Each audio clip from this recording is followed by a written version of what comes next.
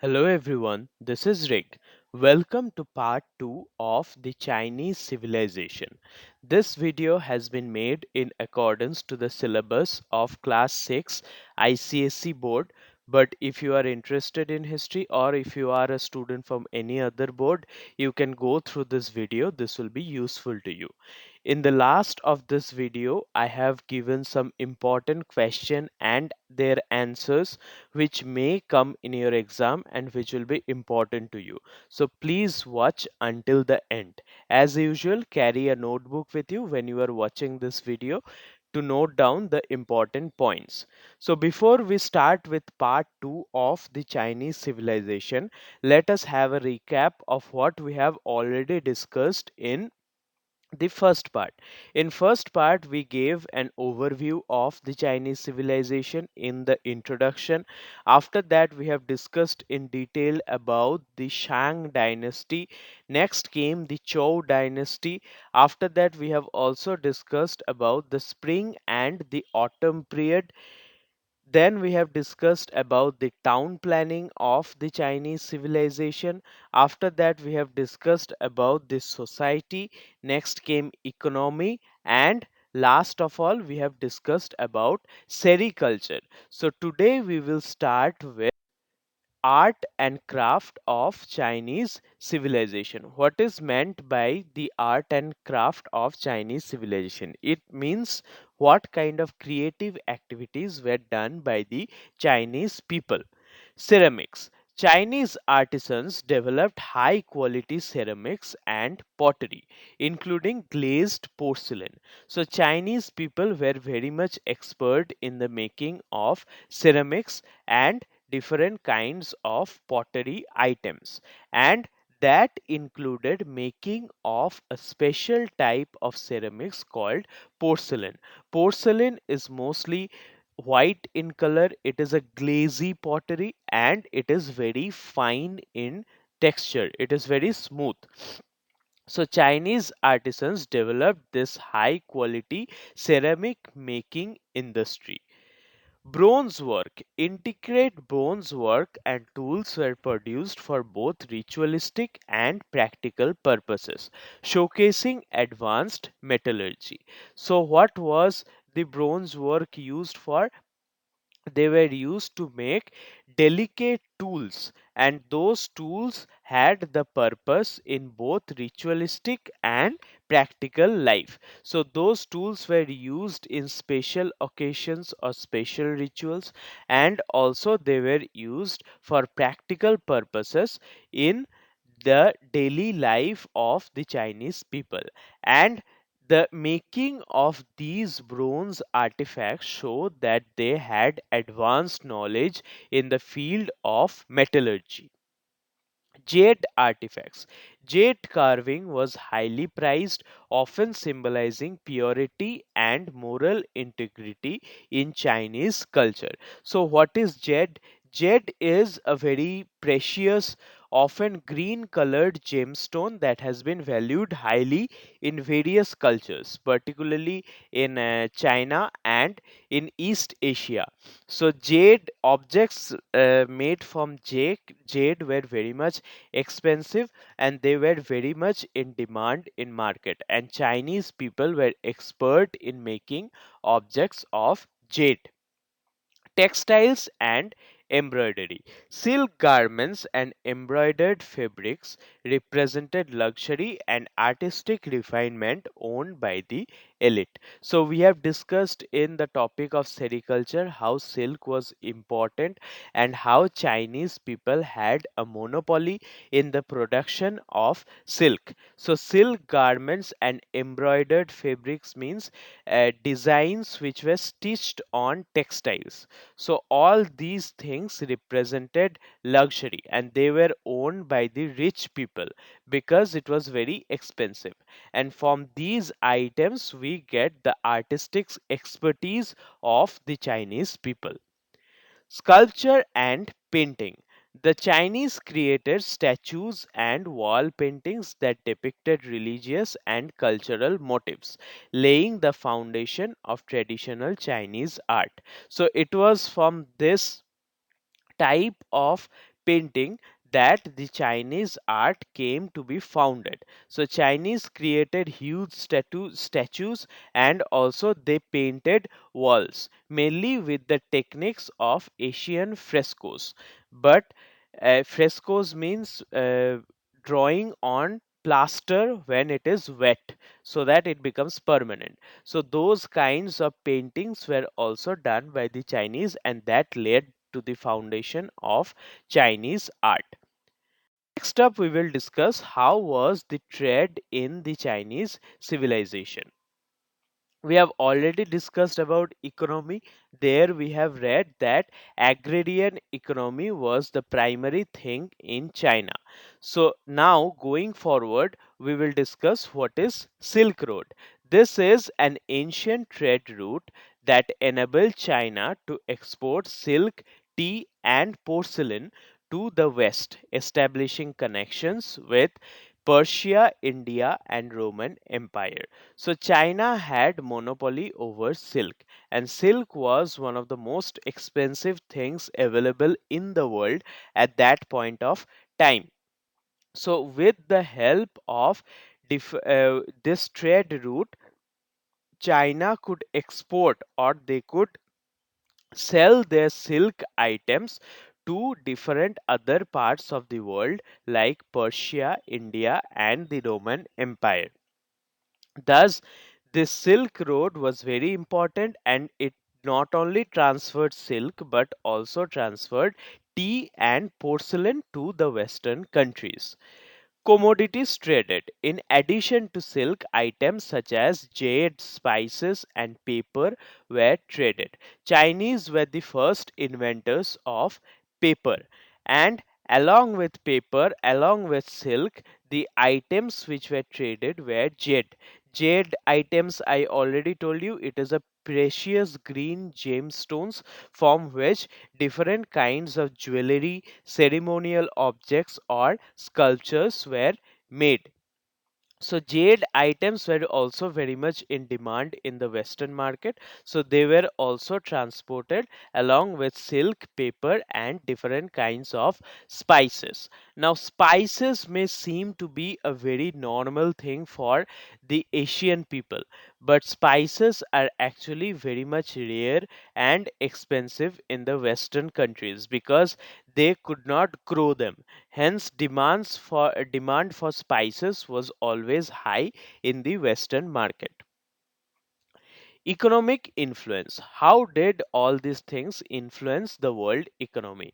The Silk Road facilitated not only economic exchange but also cultural exchange, with ideas, art, and technology flowing between the East and the West. So, when people go from one portion of the world to another portion, they not only take with themselves the commodities of trade, they also have communication with each other, and from those communication emerges cultural exchange and exchange of ideas, also exchange of art forms and technology. So thus there was a communication and exchange of ideas between the east and the west.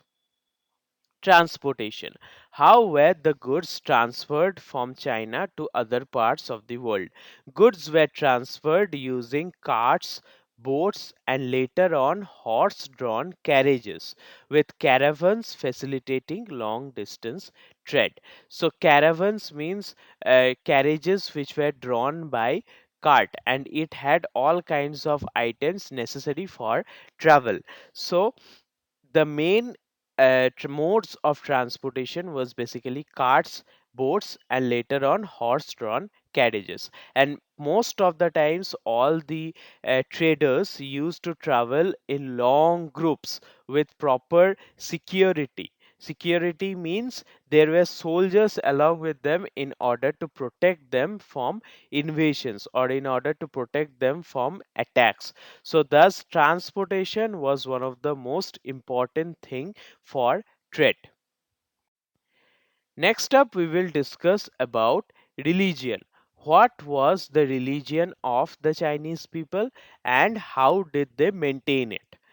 Belief systems. As we have discussed, ancient Chinese religion focused on ancestor worship with offerings and rituals to honor the deceased family members. So, ancient Chinese people worshiped their predecessors who had already died, and they used to do many kinds of rituals in order to communicate with their gods. So, ancestor worship was one of the first belief systems in the Chinese religious philosophies. Influence of Confucianism. Confucianism was developed by a philosopher named Confucius, and that became the state philosophy, means almost like the state religion.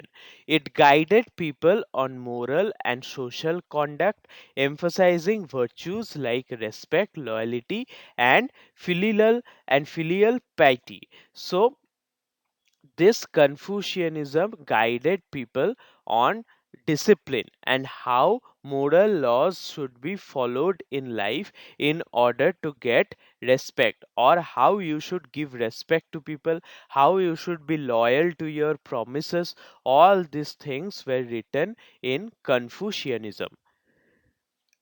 Taoism. Taoism is a philosophical and religious tradition promoting harmony with nature, symbolized by the concept of yin and yang. So, what is yin and yang?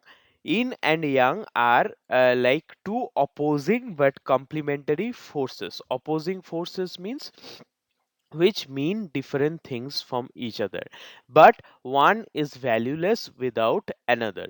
So that was the function of yin and yang. It represented duality in nature. Duality means creation and destruction, and thus there was a balance in the universe. If all the time things get created, then there will be no balance. Similarly, if all the times things get destroyed, then also there will be no balance. So there should be a balance between creation and destruction. This was promoted with the concept of yin and yang. In Chinese philosophy, yin also represents qualities like darkness, passivity, and femininity. And also the moon. Moon is associated with the concept of yin, while yang represents masculinity, light, activity, and also the sun. So these are two opposing forces, but they cannot survive without one another, and thus they bring balance in human life, balance in the universe. So that was the concept of Taoism. Buddhism. Buddhism spread to China via the Silk Road around Han Dynasty. So when Han Dynasty was in power in China, that time there was spread of Buddhism, and Buddhism appealed to the masses with its teaching on compassion and alleviation of suffering. So how to be compassionate towards others, how to be non-violent, how to be peaceful, these things were later on taught by Buddhism, which entered China via the Silk Road at the time when Han Dynasty was ruling in China. So there is no one specific religion in the Chinese civilization. Even today, people follow different kinds of religious practices.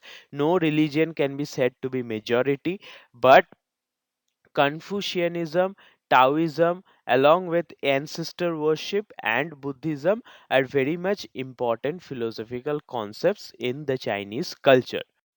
Now, how was the Chinese script? Chinese people knew how to write from the almost from the very beginning, around 2000 BC.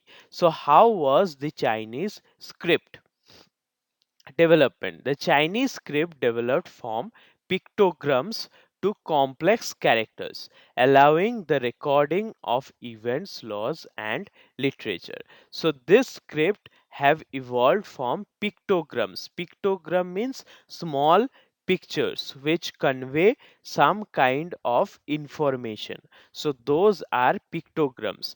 And later on, it became complex characters. So, this writing developed from different pictures and later on became complex characters, allowing them to record events. What was the purpose of writing? To record different kinds of events, to write different kinds of laws, and also to write Chinese literature. Language structure. Early Chinese did not include an alphabet but relied on thousands of unique characters, making literacy challenging. So, earlier, the Chinese people did not rely on alphabets, but they believed and they wrote with thousands of unique characters. So, it was like having thousands of letters in the alphabet, and thus it was very difficult to remember these many characters together and what each of them meant. Therefore, literacy or the art of creative writing was very much hard and it was very much challenging. Writing materials. With what did they write? Oracle bones, bronze, and bamboos were early writing surfaces. So, oracle bones were used along with bronze items and bamboo. So, these things were like pens today and they were used for writings. And also, what was the surfaces where they wrote? They wrote on the surface of paper, which became a medium for Chinese script, and they wrote specifically with the help of oracle bones. They are the pieces of animal bones or turtle shells which were used in China mainly during the Shang dynasty, that means the first dynasty, and thus they could write with the help of bones, animal bones, or mainly turtle shells. Cultural impact. Calligraphy actually means the art of beautiful writing. So calligraphy became a very much respected art form, symbolizing beauty and intellectual refinement, and remains a significant part of Chinese culture. Even today, calligraphers in China are very much respected because calligraphy is almost like a painting, and it requires great amount of expertise to become a calligrapher. A calligrapher is not only a good artist but also a philosopher or a bearer of lot of patience. So calligraphy became a very much respected art forms because calligraphers were the people who could read and write almost in an artistic level. And it the calligraphy writing is also very beautiful. You can see there on the left hand side in the image there are beautiful examples of calligraphy. So thus calligraphy was not only a beautiful writing but it symbolized intellectual refinement among the Chinese, and even today calligraphy remains a very significant part of Chinese culture. So next up we will discuss about the architecture of the Chinese. They knew how to build wonderful things. So the Great Wall. With China, the first image that comes to our mind is Great Wall. It is one of the wonders of the world and was constructed to protect against invasions. The Great Wall symbolizes China's architectural achievements and defense strategies. Stretching over 6,700 kilometers, it remains one of the wonders of the world. So, Great Wall is one of the architectural achievements of the Chinese civilization, and it was mainly constructed to defend their territory against foreign invasions. So, this remains as one of the wonders of the world. And why? Because it has a great thickness and it has been curved through hills, which is very difficult to make a wall on, and it stretches for over 6,700 kilometers. So for all these reasons Great Wall is one of the wonders of the world. Now, pagodas and stupas. Religious structures like pagodas were built with intricate designs demonstrating Architectural innovations. So pagodas and stupas are religious structures, and they were built with very much intricate designs, and thus it demonstrated the architectural innovation of the Chinese people. Wooden structures. Many Chinese buildings were constructed using wood, displaying detailed craftsmanship. Even wooden nails were used to join wood with wood. So that was the level of expertise of the Chinese civilization thousands of years ago. And many of those buildings survive even today. So Chinese buildings were constructed using wood, and that displayed detailed craftsmanship of the Chinese people.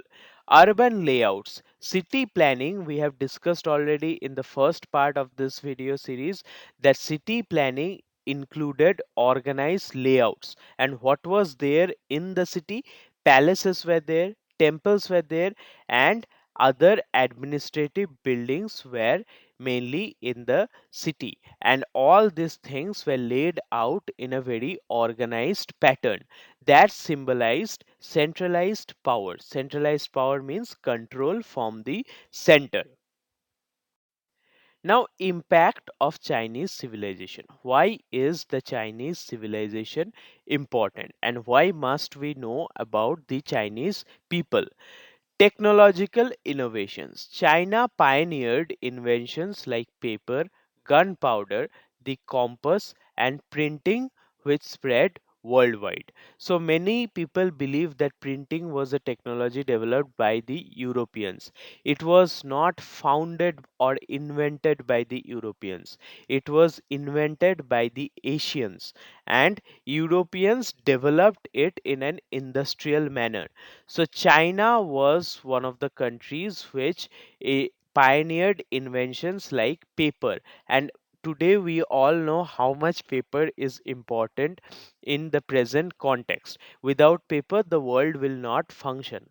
So paper, gunpowder means a flammable substance which is used to make weapons in the earlier times, and today you use gunpowder in the development of crackers. Also, the compass means a needle which always points to the north. So these things were invented by the Chinese people, and thus their impact on the modern civilization cannot be ignored. Calendar and astronomy. The Chinese astronomers developed accurate lunar and solar calendars. So, lunar calendars means calendars which were developed measurement of time with the help of moon's position, and solar calendars means measurement of time with the help of sun's position. So all these things were developed by the Chinese, and so they had very good knowledge in the field of astronomy and calendar making. Medicine and health. Even today, there is a medicinal technique called acupuncture. This acupuncture was very much used by the traditional Chinese medicine practitioners, and it began during the era of Chinese civilization. What happens in acupuncture? In acupuncture, needles are inserted into the human body, mainly in the nerve centers, and that activates certain uh, powers or certain energies in your body which help you to get relief from different kinds of diseases. So that was the medicinal practice of acupuncture. It is even used today mainly as a pain reliever for the sportsmen. Global influence. How did the Chinese people influence the world globally? Through trade routes like the Silk Road, Chinese innovations and products influenced societies across Asia, the Middle East, and Europe. So, through the Silk Route, Chinese people could spread their products, and also they could spread their ideas into different parts of the world across Asia, obviously, and also to the Middle East, namely Persia and Europe at that point of time. Roman Empire in Europe had great communication with Chinese. Now, how did the Chinese civilization decline? Where what happened to the ancient Chinese culture? End of the Qin dynasty. After Emperor Shi Huangti's death, the Qin dynasty faced revolts and collapsed. So everything was united under the Qin dynasty. But after their last emperor died, people or the regional states in the Qin dynasty revolted against the center power and the empire collapsed. Natural disasters, flooding, and environmental challenges devastated the agricultural productivity and led to famine. Famine means a situation where there is no food. So, flooding was there. Flooding means overflowing of river. It mainly happened in the Yellow River and its tributaries. Yellow River is both a blessing and a curse to Chinese civilization because of the flooding. These floods were very much disastrous for the Chinese local population, and so environmental challenges and flooding devastated the agricultural productivity, means it destroyed all kinds of farming activity, and that led to scarcity of food because and people died without having any food. That situation is called famine. Invasion threats. Frequent invasions strained the resources and weakened the central authority. There were frequent attacks from the outside, and the Chinese army or the Chinese government were very much busy in dealing with these invasions. So, because of all these reasons, the Chinese civilization came into a decline. Legacy. Despite the political decline, Chinese civilization left a lasting legacy through its cultural, technological advancements. So, because of the cultural and technological advancements of the Chinese civilization, we still discuss about them today and feel their influence in the modern world. So, thus, there was a huge legacy of the Chinese civilization. Okay, so now we will discuss the question and the answers, and these question answers may be important to you in your exams. So, question number one: what is the significance of the Yellow River in the development of Chinese civilization? The Yellow River, often called the cradle of Chinese civilization, provided fertile soil due to its silt depositions, making it ideal for agriculture. This allowed early Chinese societies to settle, farm, and grow their communities, eventually leading to the rise of one of the oldest civilizations. Question number two. Describe two key achievements of the Shang dynasty in ancient China. The Shang dynasty developed a written script based on pictographs, which is considered one of the earliest forms of Chinese writing. They also mastered bronze casting, which was used to create ceremonial vessels and weapons, symbolizing their social and religious practices. Question number three. Explain the concept of mandate of heaven introduced during the Chou dynasty. The mandate of heaven was the belief that rulers' authority came from divine approval. If a ruler failed to govern wisely and justly, they could lose this mandate, which justified the replacement of rulers and promoted the idea that rulers must act morally. Who were the prominent philosophers during the spring and autumn period, and what were their contributions? Confucius and Lao Tzu were two major philosophers. Confucius promoted ethics, respect for elders, and social harmony, leading to the development of Confucianism. Lao Tzu, the founder of Taoism, advocated for living in harmony with nature, and introduced the concepts like yin and yang. How was the ancient Chinese society structured? Provide examples of different social classes. Ancient Chinese society was hierarchical. The nobles and scholars at the top, followed by peasants who were respected for their role in agriculture. Artisans and craftsmen were valued for their skills, while merchants and traders occupied the lower social strata, as their work was not seen as contributing directly to the society. What role did sericulture, silk farming, play in ancient China's economy?